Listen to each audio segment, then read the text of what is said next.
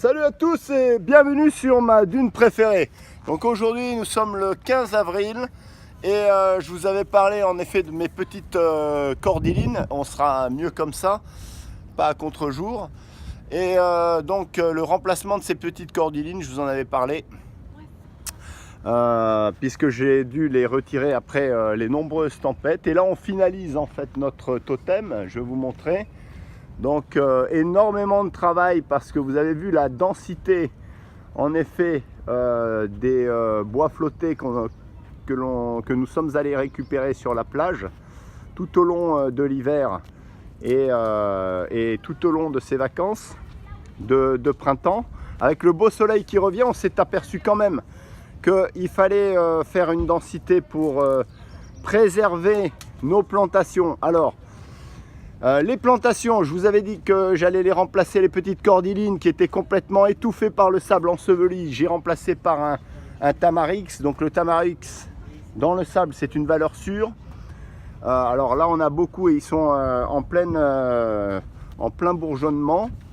Avec, voilà, il y a les pousses qui commencent, les petites feuilles. Le tamarix, alors ça c'est indétrônable dans le sable, hein. C'est la plante de référence, il y en a partout dans le sable, la seule qui résiste aux embruns marins et aux tempêtes de sable. Et puis ici, ma cordyline dont je vous avais parlé, la grande cordyline qui ne se faisait pas ensevelir, juste fouetter. Donc vous avez vu un relooking express en coupant toutes les feuilles qui avaient été brûlées par le sable, hein, par ce sablage dévastateur. Elle a quand même vachement bien résisté et figurez-vous, là vous avez vu la densité de bois flotté que l'on vient de faire pour la préserver des tempêtes de sable à l'avenir. Et bien figurez-vous qu'on a eu la surprise de quoi? Elle a super bien résisté et voilà, nous avons des fleurs en préparation de chaque côté, sur chaque pied. Et donc c'est une superbe nouvelle, là on est très très heureux.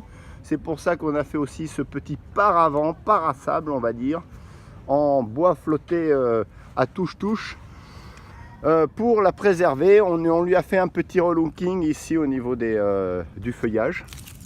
Et alors on s'est aperçu, et on le fera dans un second temps, vous avez vu la quantité de sable entre les pieds. Donc ça c'est pas bon parce que ça retient l'humidité. On est allé explorer à travers là. Vous voyez, je vais essayer de vous montrer. Alors on est allé explorer entre ces pieds là, vous voyez il y a plein de sable et on a retiré des quantités de feuilles qui étaient en pourriture. Donc la prochaine étape, quand ça sera un peu plus sec, parce que là c'est quand même encore très très humide avec toutes les pluies qu'il y a eu, quand ça sera plus sec, on ira prendre le jet et on ira évacuer ce sable là, bon, qui ne l'a pas empêché de faire des nouvelles pousses et des fleurs. Donc on verra comment elle évolue jusqu'à cet été. En tout cas on va pas trop l'arroser.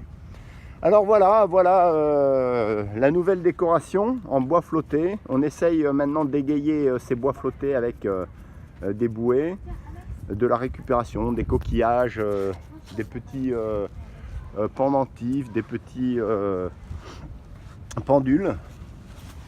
Voilà, donc on finalise. Et là, surprise, ce qu'il n'y avait pas la dernière fois, un petit genêt fleuri. Donc bon, il ne va pas passer l'hiver comme ça. Là, on ne va pas refaire une protection en bois flotté, hein. Je pense que pour l'hiver, on mettra des branchages de bruyère en épaisseur sur trois piquets, comme ça, pour le protéger des tempêtes de sable, parce que ça ne va pas résister, je pense. Mais là, pour cet été, pour la saison, on a mis un genêt ici. Ça égaye et ça donne du vert à cette décoration de bois flotté. Bon ben voilà, écoutez, ça va être une nouvelle aventure pour voir si en effet cette densité de bois flotté fait office de protection contre le sablage pendant les tempêtes de sable. La belle saison commence. Vous me direz si ça vous a plu déjà en likant ou pas, et en me faisant vos commentaires concernant cette décoration sur la dune de bois flotté, si ça vous a plu. Donc la spécialiste de la décoration, voilà.